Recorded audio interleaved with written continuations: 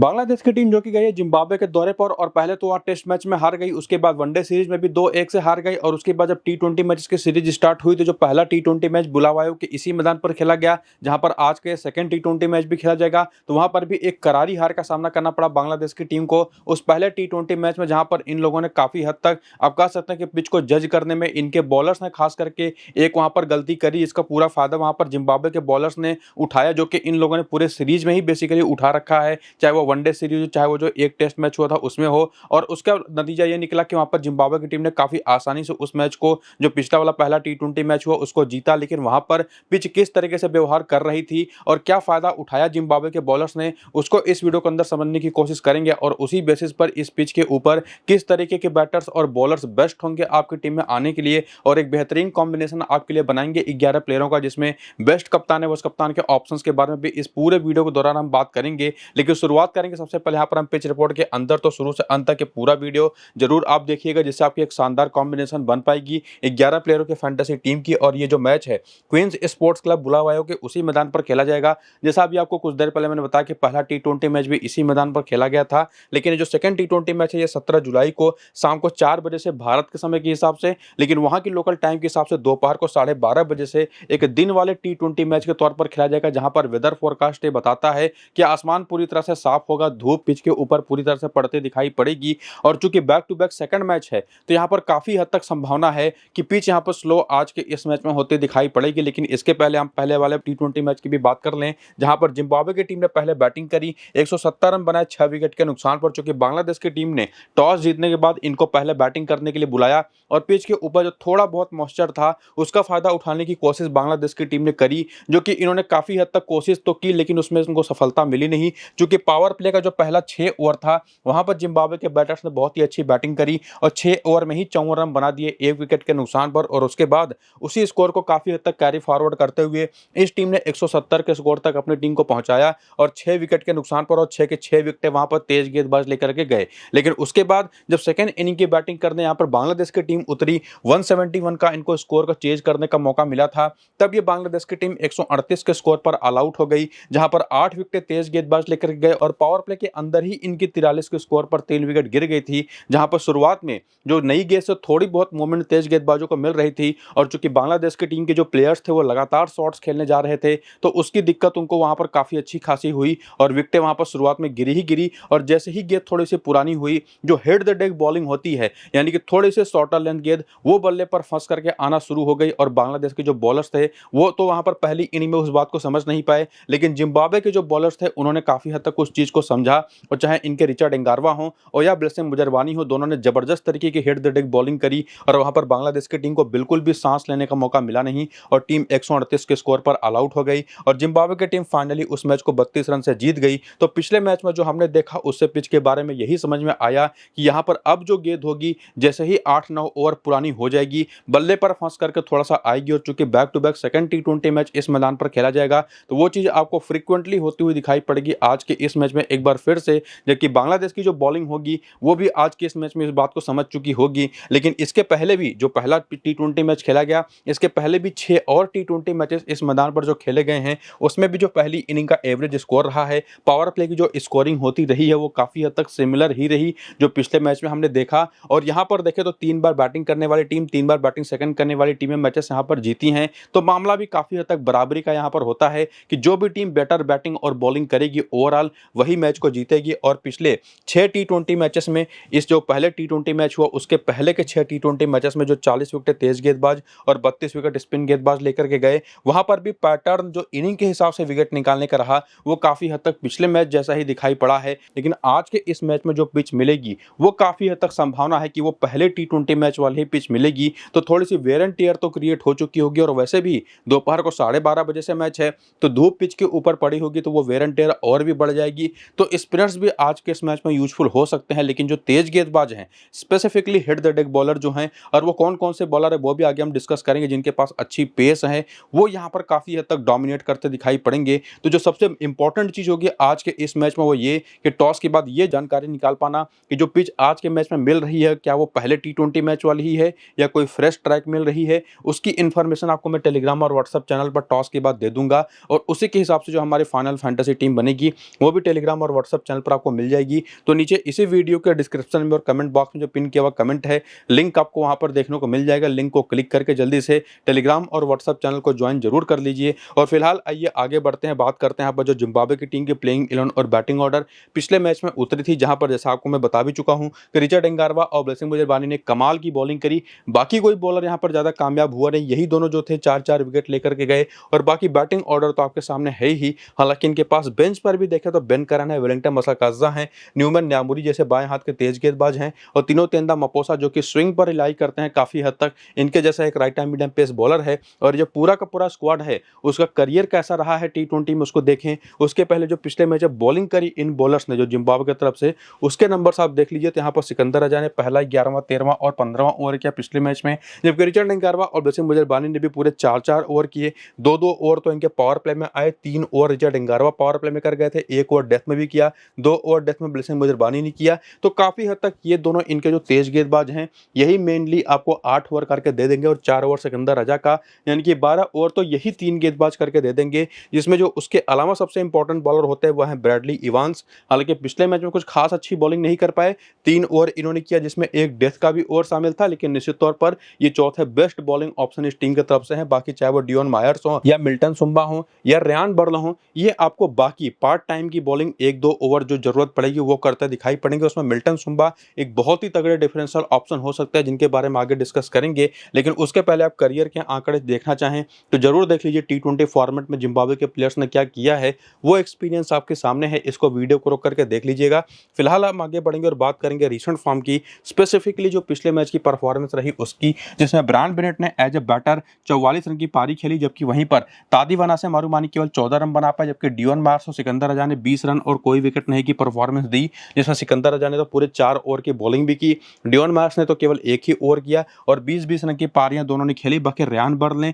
30 नाबाद की एक बढ़िया पारी खेलते हुए विकेट हालांकि इनको मिला नहीं है जब बॉलर, जबकि 2 ओवर की बॉलिंग करते दिखाई पड़े थे। इसके पहले भी अगर आप इनकी परफॉर्मेंसेस देखेंगे तो ओवरऑल एज अ ऑलराउंडर ठीक ठाक रही है, बैटर और बॉलर दोनों के तरीके से। और उसी के अलावा एक और प्लेयर इस टीम के अंदर आते हैं मिल्टन सुंबा, जो कि है तो एक वैसे टॉप ऑर्डर बैटर, लेकिन पिछले मैच में काफी नीचे बैटिंग करने आए। 11 रन की पारी इन्होंने खेली, बाद में जब bowler left arm Orthodox bowling option के तौर पर 1 विकेट भी लिया, और उसी वजह से इनको मैं काफी इंपॉर्टेंट एक डिफरेंशियल ऑप्शन मानता हूं, जो कि पिछले मैच में तो 1 ही ओवर इनसे कराया गया, लेकिन आज पूरी उम्मीद है कि ज्यादा ओवर्स करेंगे और हो सकता है बैटिंग ऑर्डर में प्रमोट भी हो जाएं, और इसी वजह से आज के इस मैच के लिए बहुत ही तगड़े डिफरेंशियल ऑप्शन ये बन सकते हैं। जबकि ब्रायन बेनेट हो गए, सिकंदर रजा हो गए और रेयान बर्ल हो गए, ये 3 ऐसे ऑप्शन है जो कि आपकी टीम में होने ही चाहिए। और उसके अलावा बॉलिंग में तसिंगा मुसेकीवा, इन्होंने हालांकि बॉलिंग तो की नहीं, बैटिंग करते हुए कोई रन इन्होंने बनाया नहीं। बाकी ब्रैडली इवांस ने बॉलिंग करी, विकेट इनको मिला नहीं, जबकि बॉलिंग भी बहुत कुछ खास अच्छी कर नहीं पाए थे, लेकिन एज अ बैटर 19 नाबाद की पारी ये खेल गए। और इस टीम की तरफ से इनको ज्यादातर लोग आज इनको यहाँ पर काफी हद तक इग्नोर करेंगे, लेकिन ये सेकंड बेस्ट डिफरेंशियल ऑप्शन आज के इस मैच के हैं, जिनको अगर आप टीम में लेकर के गए, एक तो वन साइडेड विनिंग आप दर्ज कर सकते हैं, और बाकी इनके अलावा रिचर्ड एंगारवा और ब्लेसिंग मुजरबानी ऐसे 2 बॉलिंग ऑप्शन इस टीम के अंदर हैं जिनको आपको इग्नोर करना ही नहीं है। 4-4 विकेट पिछले मैच में भी दोनों लेकर के गए, इसके पहले भी बहुत ही शानदार फॉर्म में रहे हैं। तो ओवरऑल 5 ऐसे प्लेयर इस टीम के अंदर है जो कि फोर्स श्योर आपकी टीम में आएंगे, और उसी में या तो ब्रायन बेनेट को ड्रॉप करके, या तो आप चाहे तो छठे प्लेयर के तौर पर मिल्टन सुंबा या ब्रैडली इवांस में से कोई एक प्लेयर अपनी टीम में लेके जा सकते हैं, या ये भी कर सकते हैं कि ब्रायन बेनेट को ड्रॉप करिए और इन दोनों ही डिफरेंशियल ऑप्शन को पिक कर लीजिए। बहुत ही बढ़िया वैल्यू आपको ये दोनों के दोनों प्रोवाइड करवाएंगे, और मुझे पूरी उम्मीद है कि ब्रैडली इवांस या इवन यहाँ पर मिल्टन सुंबा हो सकता है कि आज के इसमें ब्रायन बेनेट से ज्यादा पॉइंट्स आपको दे दे और वन साइडेड विनिंग करा दें। तो इस तरह से ये कुल मिला जुला करके 7 प्लेयर थे, जिसमें से 5 तो सेफ थे, 2 डिफरेंशियल थे, जिनको सीधे अपनी जिम्बाब्वे की टीम से उठा करके अपनी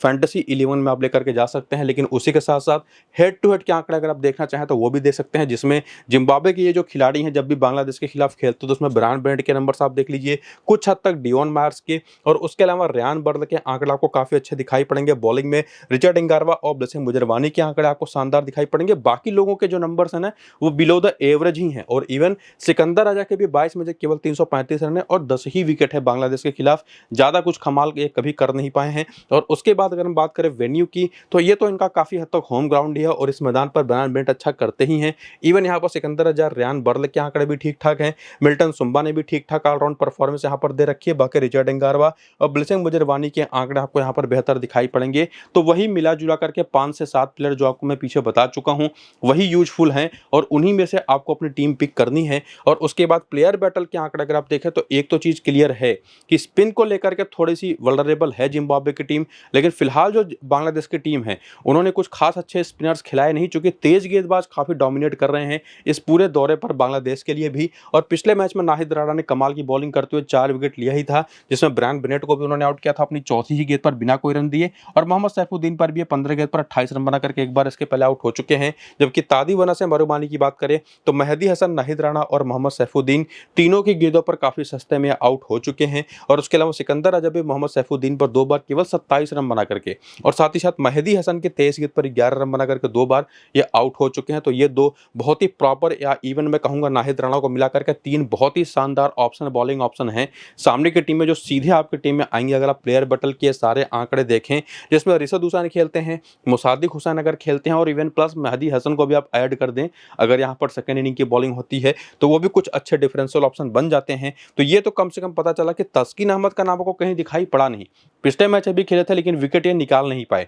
आज हो सकता है कि इनको टीम प्लेइंग इलेवन से बाहर बिठाए और कोई दूसरा बॉलर ट्राई करे, लेकिन नाहिद राणा, मोहम्मद सैफुद्दीन, इन दोनों को लेकर के मैं बिल्कुल भी डाउटफुल हो नहीं। नसुम अहमद अगर सेकेंड इनिंग की बॉलिंग होती है, इवन मेहदी हसन भी सेकेंड इनिंग की बॉलिंग होती है तो ही इनको आप प्रेफर कर सकते हैं। हालांकि मेहदी हसन उसमें एक प्लस पॉइंट लेकर के आते हैं कि ये बैटिंग भी कर लेते हैं, तो आप इनको पहली इनिंग की बॉलिंग में भी प्रेफर कर सकते हैं। और बाकी जो पूरी की पूरी बैटिंग उसमें यासिर अली ने पिछले मैच में काफी अच्छा किया। इवन ये जो प्लेइंग इलेवन बैटिंग ऑर्डर आप देख रहे हैं ना, इसके पहले आप देख लीजिए जो बेंच है उसको देखने के साथ साथ यहाँ पर जो बॉलिंग पिछले मैच पे 6 बॉलर्स ने करी, जिसमें नाहिद राणा, सैफुद्दीन ने तो पूरे 4-4 प्रॉपर ओवर करे। इवन तस्कीन अहमद ने भी 4 ओवर किया, मेहदी हसन ने भी 4 ओवर किया, 3 ओवर नसूम अहमद कर गए, एक बचा हुआ ओवर सैफ हसन ने अपनी ऑफ स्पिन की करी। और ये जरूर देखिए कि किसने किस किस ओवर में आकर के बॉलिंग करी। और करियर के आंकड़े देखते हुए जो T20 फॉर्मेट में रहे हैं इन सारे के सारे बांग्लादेशी प्लेयर्स के वीडियो को रोक करके इसको जरूर देखते हुए आइए, अगर आप रिसेंट फॉर्म की बात करें, जहां पर आपको मैं प्लेइंग इलेवन के टाइम पर ही बता रहा था ना कि वहां पर पिछले वाले मैच में नाहिद राणा ने काफी अच्छी बॉलिंग करी,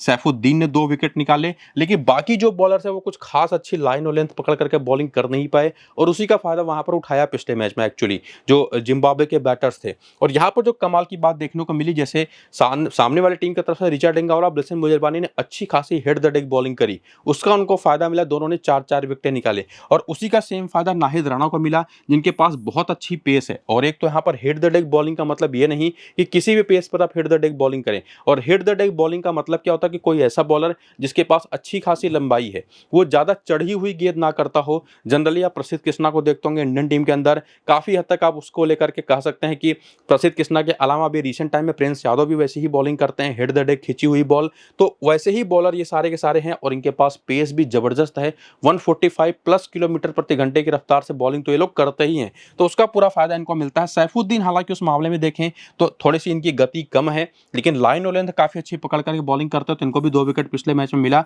तो ये दोनों तो प्रॉपर बेस्ट बॉलिंग ऑप्शन है जिनको सीधे अपनी टीम में आपको लेकर के जाना भी है बिना किसी डाउट की। बैटिंग में ना तो तंजीद हसन पिछले मैच में चले और इवन कोई बैटर नहीं चला, केवल यासिर अली ने एक बहुत अच्छी 54 रन की पारी खेली, तो ये एक बहुत अच्छे डिफरेंशियल ऑप्शन बन जाते हैं। आज के इस मैच के लिए भी अच्छे फॉर्म में रहे हैं और आते भी नंबर 5 पर बैटिंग करने के लिए हैं। लेकिन अगर तंजीद हसन को आप पिक करना चाहें तो ये एक अच्छे ऑप्शन जरूर होंगे। पिछले मैच में 16 रन बनाए, इसके पहले भी वनडे सीरीज में 2 शानदार back to back half century लगा करके आए थे, तो ये टॉप ऑर्डर पर ये सबसे भरोसेमंद नाम है। और पिछले काफी लंबे समय से सैफ हसन और परवेज हुसैन इमॉन लगातार फ्लॉप होते रहे हैं, कंसिस्टेंसी इनकी बिल्कुल नहीं रही है बांग्लादेश के लिए। लेकिन फिर भी अगर आप रिस्क लेना चाहते हैं तो दोनों में से किसी भी एक को पिक करिए, लेकिन सेकंड बेस्ट ऑप्शन इस टीम के अंदर कोई है जिसको आप सेफ समझ सकते हैं तो वो तौहीद हृदय हैं, उनको आप लेकर के जा सकते हैं। लेकिन अगर आप रिसेंट फॉर्म के हिसाब से जाएं तो तौहीद की ही जगह पर आप एक डिफरेंशियल प्लेयर यासिर अली को ट्राई कर सकते हो। तो मेरे हिसाब से Tanzid Hasan, Yasir Ali 2 best batting option है इस टीम की तरफ से जिनको अपनी टीम में आप लेके जा सकते हैं, या इवन तौहीद हृदय को। और बाकी अगर आप चाहें सेफ खेलना तो मेहदी हसन भी एक अच्छे ऑप्शन होंगे, इनको भी आप ट्राई कर सकते हो। तो बेसिकली ये तीनों की, इसमें एक स्पिनर, 2 तेज गेंदबाज, 2 बैटर, ये 5 सेफेस्ट ऑप्शन है। छठा कोई प्लेयर आपको ट्राई करना है तो यासिर अली को लेके जाइए, या तौहीद हृदय की ही जगह पर, या इवन मेहदी हसन के जहां पर आप यासिर अली को लेकर के जा सकते हैं, प्लस तौहीद हृदय को अपनी टीम में रखते हो। लेकिन मेरे हिसाब से ज्यादा सेफर ये होगा कि मेहदी हसन को रखिए, बाकी दोनों तेज गेंदबाजों को रखिए। लेकिन इसी में एक चीज ध्यान रखिएगा, अगर शरीफुल इस्लाम आज के इस मैच में खेलते हैं तो ये भी एक बेस्ट बॉलिंग ऑप्शन होंगे, उसी तरीके के हेड द डेक बॉलर हैं। बहुत ज्यादा पेस इनके पास नहीं है, 140 किलोमीटर प्रति घंटे की रफ्तार से कम की बॉलिंग करते हैं, लेकिन रिसेंटली बहुत अच्छे फॉर्म में रहे हैं, वो ज्यादा बेटर ऑप्शन हो जाएंगे करेंगे तब, और उस कंडीशन में आप मेहदी हसन को ड्रॉप कर सकते हैं, और उस कंडीशन में सोरीफुल और साथ ही साथ नाहिद राणा और सैफुद्दीन तीनों शानदार तेज गेंदबाजी ऑप्शन होंगे, और बाकी कोई 2 बैटर आप ट्राई कर सकते हैं। बाकी हेड टू हेड के आंकड़े अगर आपको देखने हो तो वो भी आप देख सकते हैं इन सारे बांग्लादेशी प्लेयर्स के, जिसमें तंजीद हसन के आंकड़े आपको बेहतर दिखाई पड़ेंगे, तौहीद के और इवन यासिर अली के आंकड़े आपको काफ़ी अच्छे दिखाई पड़ेंगे, नूरुल के भी ठीक ठाक दिखाई पड़ जाएंगे। बाकी मोहम्मद सैफुद्दीन और साथ ही साथ तस्किन अहमद के आंकड़े भी अच्छे दिखाई पड़ेंगे, जो कि पिछले मैच में या इवन पिछले लंबे समय से बहुत अच्छी बॉलिंग कर नहीं पा रहे हैं। और उसके अलावा वेन्यू पर तो जो पिछला मैच खेला गया वही आंकड़े आपको दिखाई पड़ेंगे। सारे बांग्लादेशी प्लेयर्स ने पहली बार इस मैदान पर कोई मैच खेला। और बाकी यहाँ पर देखें प्लेयर बैटल बांग्लादेशी बैटर्स की, तो तंजीद हसन ब्लेसिन मुजरबानी पर 34 गेंद पर 36 रन बना करके एक बार आउट हो चुके हैं। एंगारवा पर 2 बार सस्ते में आउट हो चुके हैं। रिचर्ड एंगारवा ने सैफ हसन को पिछले मैच में 9वीं गेंद पर 10 रन देकर के एक बार आउट किया। परवेज हुसैन इमॉन को भी ब्लेसिन मुजरबानी पर 4 गेंद पर 4 रन बना करके एक बार आउट हो चुके हैं। और बाकी वही तौहीद हृदय, यासिर अली और मुसाद्दिक हुसैन के भी आंकड़े अगर आप देखें तो ब्लेसिन मुजरबानी और साथ ही साथ रिचर्ड एंगारवा ये 2 बेस्ट ऑप्शन है, जिसमें ब्रैडली इवांस एक डिफरेंशियल ऑप्शन हो जाएंगे, और मिल्टन सुंबा भी, जो कि एक लेफ्ट आर्म ऑर्थोडॉक्स बॉलर है। और वैसे भी बांग्लादेश की टीम स्पिन बहुत अच्छा खेलती नहीं, हालांकि उसमें जो सामने सिकंदर रजा है वो एक बेस्ट स्पिनर हैं, लेकिन वो कुछ खास अच्छे फॉर्म में रिसेंट टाइम में है नहीं, तो एक डिफरेंशियल ऑप्शन सिकंदर रजा के साथ आप मिल्टन सुंबा को भी ट्राई कर सकते हैं। ये चीज़ आपको मैं ऑलरेडी क्लियर कर चुका हूँ। तो ये सारे आंकड़े और एनालिसिस देखने के बाद एक बात तो पक्की है कि अपने होम ग्राउंड पर जिम्बाब्वे की टीम डोमिनेट कर रही है, और आज के इस मैच में भी फेवरेट रहेगी, लेकिन टॉस पर भी काफ़ी सारी चीज़ें डिपेंड करेंगी। तो उसके बाद के जो भी अपडेट्स होंगे टॉस के बाद के कि यूज्ड पिच है या फ्रेश पिच है और क्या हमारी फाइनल टीम बनेगी, वो सारे अपडेट्स आपको मैं टेलीग्राम और व्हाट्सएप पर दे दूंगा। तो दोनों जाकर के ज्वाइन कर लीजिए, नीचे डिस्क्रिप्शन और पिन कमेंट पर लिंक है। बाकी वीडियो शुरू से अंत तक पूरा देख करके क्लैरिटी फिलहाल अभी के लिए दिमाग में बना लीजिए। ये वीडियो फिलहाल यहीं पर करेंगे खत्म, चलते हैं, नमस्कार।